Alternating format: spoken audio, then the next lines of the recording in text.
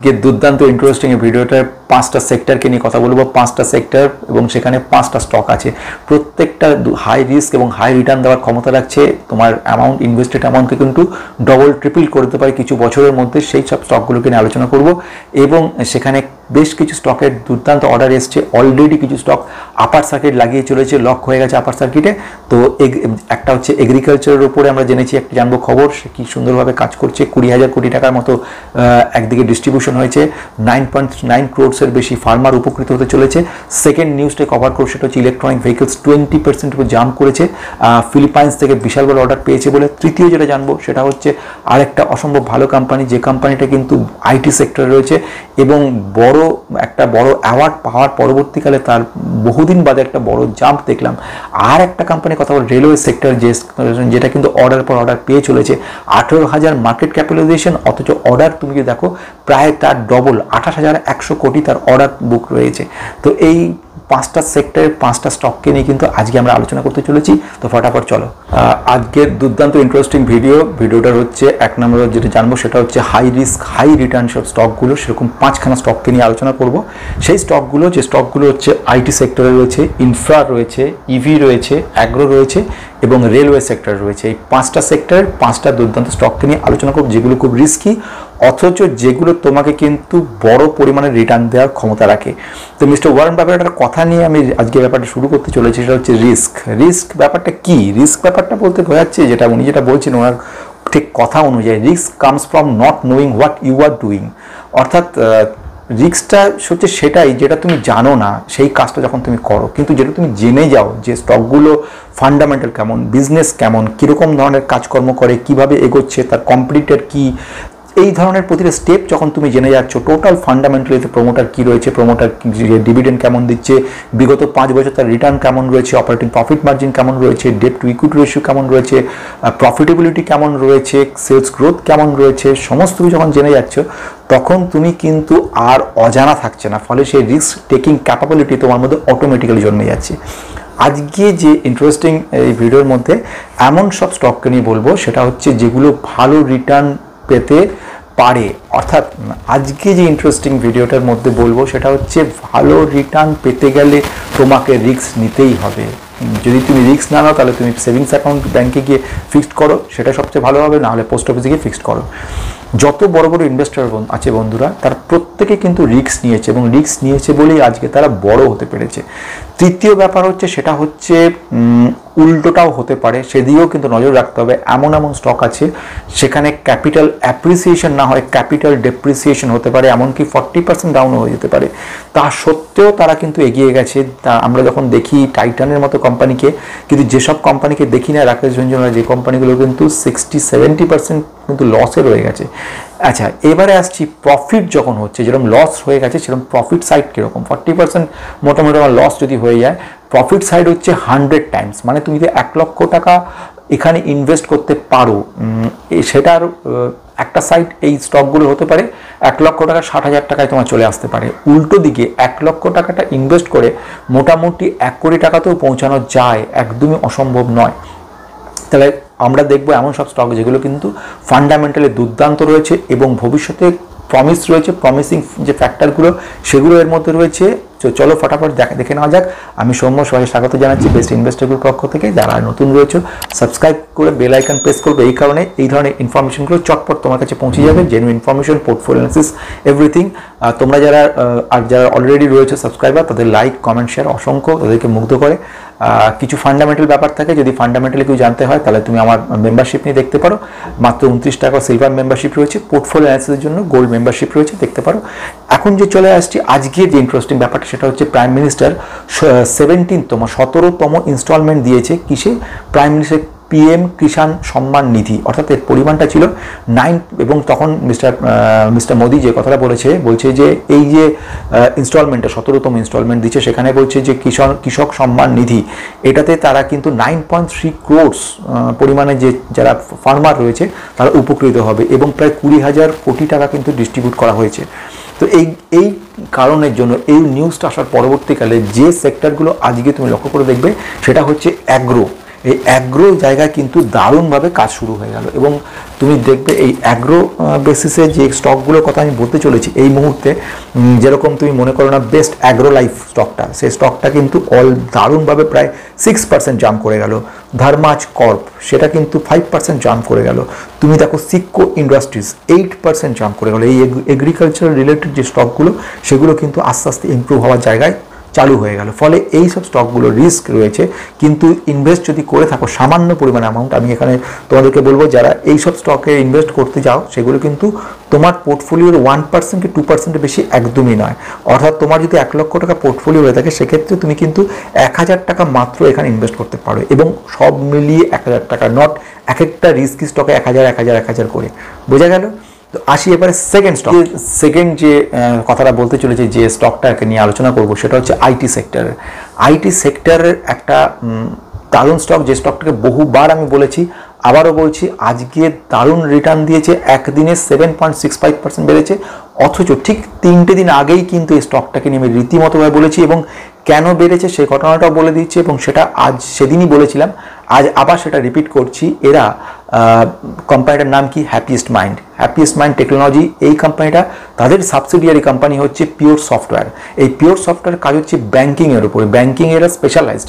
South আফ্রিকাতে যে recent summit হয়েছে 2024-এর 4.0 summit, এই সামিটে এরা কিন্তু বিশেষভাবে পুরস্কৃত হয়েছে। পুরস্কারটা হয়েছে কি? তা এদেরকে বলা হচ্ছে best banking as a service platform তৈরি করতে পেরেছে এরা। এই পুরস্কারটা পাওয়ার ফলে ভবিষ্যতে এদের কিন্তু ডাইরেক্টলি কোনো অর্ডার নয় এটা, এর ফলে কোনোভাবে উপকৃত প্রফিট অ্যান্ড লসে গিয়ে কোনো কিছু হবে না, কিন্তু এদের যে যাকে বলা হয় রেপুটেশন, এটা কিন্তু পুরো এরিয়ায় বেড়ে গেল। সাউথ আফ্রিকার যে এরিয়াটা, এদেরকে একটা এত বড় প্রাইজ পাওয়া মানেই কিন্তু যতগুলো ব্যাঙ্কিং কোম্পানি ছোটো মেজো বড়, তারা কিন্তু একে ডাকার ফার্স্ট চেষ্টা করবে, ফলে এদের বিজনেসটা বহুগুণ বাড়বে। আমি এদেরকে নিয়ে ডিটেলস আলোচনা করেছিলাম, 6টা সেক্টরে ভাগ করা আছে কাজ, একটার পর একটা ছোটো ছোটো কোম্পানিকে অ্যামালগামেট করে নিচ্ছে, করে তাদের এরিয়াগুলোতে নিয়ে কাজ করছে, ফলে আলটিমেটলি এই কোম্পানিটা ভবিষ্যতে কিন্তু ভালো করবে। এখনও পর্যন্ত তেমন কিছু দেখাতে পারেনি। আমরা 2025 সালের মধ্যে এদের একটা ভালো রিটার্ন পাওয়ার সম্ভাবনাটা তৈরি হচ্ছে, প্রফিটও ভালো রয়েছে, গ্রোথ ভালো রয়েছে, কিন্তু ইউরোপে যেসব প্রবলেমগুলো থাকার কারণে কিছুটা হ্যাম্পার হচ্ছিল, কিন্তু সেই প্রবলেমগুলো একটার পরে কেটে যেতে শুরু করেছে। সুতরাং আমরা আশা করব 1-1.5 বছরের মধ্যে ভালো একটা জায়গা পৌঁছতে পারবে। তাহলে আমাদের হয়ে গেল অ্যাগ্রো, আমরা হয়ে গেল আইটি সেক্টর। তো ইভি সেক্টরে যে স্টকটার ক্ষেত্রে নিয়ে যাবো, সেই স্টকটাকে নিয়েও কিন্তু আমি কালকেই আলোচনা করেছিলাম, এবং এই স্টকটাকে একটা হিন্টসও দেওয়া হয়েছিল। এটাকেও তোমরা জানবে, কোম্পানিটা কিন্তু আজকে আপার সার্কিট 20% আপার সার্কিট লেগে গেছে একদিনে। তো এইগুলো থেকে সাবধান প্রচণ্ড, আমি বারবার বলছি স্টকগুলো প্রচণ্ড রিস্কি, এবং এই ধরনের স্টকগুলো কিন্তু অপারেটরদের খুব প্রিয় স্টক হয়। সুতরাং একটু সাবধান থাকা দরকার। সেটা হচ্ছে কোম্পানির নাম ওয়ার্ল্ড হুইজার্ড ইনোভেশন। তো এই কোম্পানিটা কিন্তু মার্কেট ক্যাপিটালাইজেশন হচ্ছে 1300 কোটির কাছাকাছি, 1300 crores। অথচ যে অর্ডারটা পেয়েছে ফিলিপাইন্স থেকে যে অর্ডারটা এসেছে সেটা হচ্ছে 10,768 কোটি, মানে বিরাট বড় একটা অর্ডার পেয়েছে। এবং অর্ডারটা কিসের উপর? ইলেকট্রনিক ভেহিকলসের উপরে। এদের তৈরি যে সমস্ত ইলেকট্রনিক ভেহিকলসগুলো আছে, যেরকম জয় বাইক রয়েছে, আদার যেসব বাইক রয়েছে, 2 হুইলার 3 হুইলার রয়েছে, এদের উপরে এদের স্পেশালাইজড এরা কাজকর্ম ব্যাপারে, এবং এরা বহু বছর ধরে এদের কিন্তু বিভিন্ন জায়গায় সারা ভারতেই কিন্তু অর্ডার সাপ্লাই করে আসছে। ডিমান্ড যথেষ্ট ভালো রয়েছে। প্রেজেন্টলি প্রায় 10 গুণের কাছাকাছি এত বড় একটা অর্ডার পাওয়ার ফলে এদের অটোমেটিক্যালি একটা বড় জাম্প হয়েছে।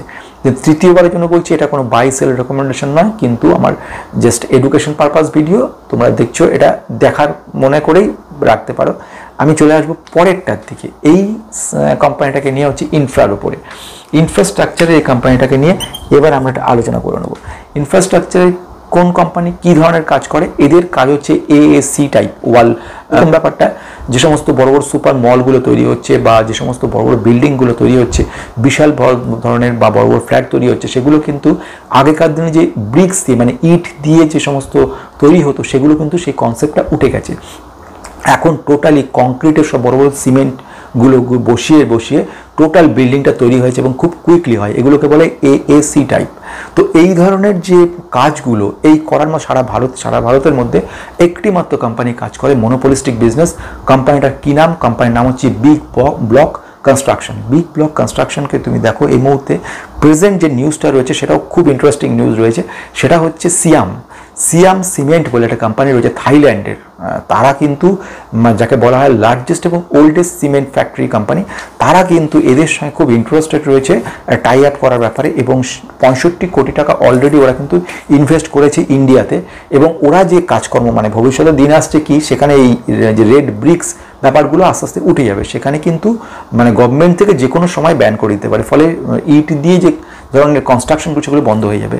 রেডিমেড এই সমস্ত বড় বড় ব্লকগুলোকে বসিয়ে বসিয়ে এরা কিন্তু ঝপাঝপ বড় বড় বিল্ডিং তৈরি করে ফেলছে। এই কাজের জন্য এরা এই এত বড় সিমেন্ট কোম্পানি বিগ ব্লক কনস্ট্রাকশনের সঙ্গে টাই আপ করে, এবং টাই আপ করার ফলে এর যে লং টার্মে এরা কিন্তু আমরা একটা বড় পরিমাণে বড় সুযোগ দেখতে পাবো বিগ ব্লক কনস্ট্রাকশন। অলরেডি এরা কিন্তু যাকে বলা মনোপলিস্টিক বিজনেস করছে, তার মধ্যে এই ধরনের অর্ডার বা আসার ফলে একটা বড় সুযোগ তৈরি হয়েছে। আবারও বলছি, এটা কিন্তু এডুকেশন পারপাস, তোমরা যদি ইনভেস্ট করো নিজে একটু অ্যানালিসিস করে তবে করবে। এর ফলে বিগ ব্লক কনস্ট্রাকশন কিন্তু আজকে বেশ খানিকটা জাম্প করেছে বন্ধুরা। তো আশা রাখবো এটা কিছু না, লং টার্মে যখন হবে, বহুদিন 2 বছর 3 বছর 5 বছরে আমরা কিন্তু এর থেকে একটা খুব ভালো রিটার্ন পেতে পারবো। আসা যাক, এবারে আমরা শিখে গেলাম আইটি সেক্টর, আমরা ইনফ্রা, ইভি, অ্যাগ্রো নিয়ে কথা বলেছি। লাস্ট যে সেক্টর, লাস্ট যে স্টকটা নিয়ে কথা বলবো সেটা খুব ইন্টারেস্টিং, সেটা কিন্তু রেলওয়ে সেক্টরের স্টক। তো রেলওয়ে সেক্টরে কোন স্টকটা নিয়ে আজকে আলোচনা করতে চলেছি সেটা দেখে নেওয়া যাক।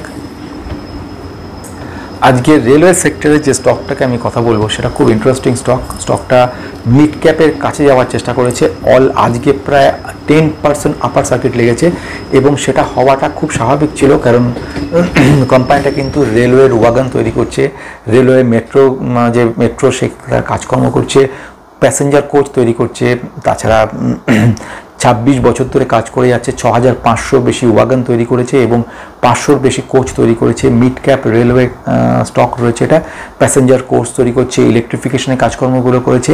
কোম্পানির নাম হচ্ছে টিটাগড় রেলওয়ে সিস্টেমস। তো টিটাগড় রেলওয়ে সিস্টেম একটা রোবাস্ট কোম্পানি, প্রচুর বেশ বড় পরিমাণে কাজকর্ম করছে এবং একাধিক কোম্পানির সঙ্গে টাই আপ করছে। রিসেন্টলি অ্যাম্বার ইন্ডিয়া এরা কিন্তু যোগাযোগ যে টাই আপ করেছে, এবং এর ফলে ইলেকট্রিফিকেশনের ভিতরে যে কাজগুলো, আপডেটেড যে কোচগুলো তৈরি হচ্ছে, সেগুলোতে যে সমস্ত কাজগুলো ভিতরে ডিজাইনিংগুলো, এসি ইনস্টলেশনগুলো সমস্ত কিছু অ্যাম্বার এন্টারপ্রাইজ কিন্তু দেখবে। কোম্পানিটার অর্ডার বুক যদি দেখো, এই মুহূর্তে অর্ডার হচ্ছে 28,100 কোটি, অথচ কোম্পানিটার মার্কেট ক্যাপিটালাইজেশন দেখো 18,000 কোটি। তো এই 18,100 কোটির এত বড় অর্ডার বুক রয়েছে, তার মধ্যে 14,800 কিন্তু আগামী 3 থেকে 5 বছরের মধ্যে এক্সিকিউট হতে চলেছে, এটা ম্যানেজমেন্ট তরফ থেকে পরিষ্কারভাবে জানিয়ে দিয়েছে। এরপরে বাকিটা, অর্থাৎ এর ফলোভার থেকে ম্যানেজমেন্ট যেটা বলছে, তারা এক্সপেক্ট করছে আগামী 2025-এর মধ্যে প্রতি মাসে 950 থেকে 1000টা ওয়াগন কিন্তু এরা তৈরি করতে চলেছে। এরপরে যে ঘটনা সেটা হচ্ছে 1909 কোটি টাকার একটা বড় অর্ডার কিন্তু পাওয়া গেছে, এবং এই অর্ডারটা এসছে ইন্ডিয়ান রেলওয়ে থেকে। এই ইন্ডিয়ান রেলওয়ে এই সমস্ত যে কোল এবং যে সমস্তগুলো রয়েছে, ওরগুলো যে সমস্ত মানে আকরিক লোহার যে ব্যাপারগুলো, সেগুলোকে নিয়ে যাওয়ার জন্য যে ওয়াগন তৈরি করে, তার জন্য কিন্তু অর্ডার পেয়েছে, এবং ওয়াগন 4,463টা ওয়াগন কিন্তু তৈরি করে এদেরকে দিতে হবে, এবং আগামী 2 বছরের মধ্যে কাজটা করতে হবে। তো এই কোম্পানিটা মার্কেট ক্যাপিটাল 18,000 কোটি এবং কারেন্ট মার্কেট প্রাইস 1342, পি রয়েছে 62.7 এবং ইন্ডাস্ট্রিজ পি রয়েছে 42, মানে কিছুটা ওভার ভ্যালুড রয়েছে। এবং রিটার্ন অন ক্যাপিটাল এমপ্লয়েড, যেটা দিয়ে এই মুহূর্তে আমরা বুঝতে পারবো ম্যানেজমেন্ট সিচুয়েশন কী রয়েছে। ডিটেলস তুমি return equity, return on capital employed, এগুলো মেম্বারশিপ নিয়ে দেখে নিতে পারো। আমি যেটা বলছি 24.8 হচ্ছে return on capital employed, return equity হচ্ছে 18.1, আর ঋণের পরিমাণ খুব কম 0.07, মানে সব দিকে দেখতে গেলে কোম্পানিটা দুর্দান্ত এবং ভবিষ্যতে খুব ভালো করবে। একটা অর্ডারও পেয়ে গেছে এরা, এবং এক্সপেক্ট করছি আগামী 2 থেকে 3 বছরের মধ্যে তোমার টাকাটাই কিন্তু ডবলের বেশি করে দেওয়ার ক্ষমতা রাখে এই কোম্পানিটা।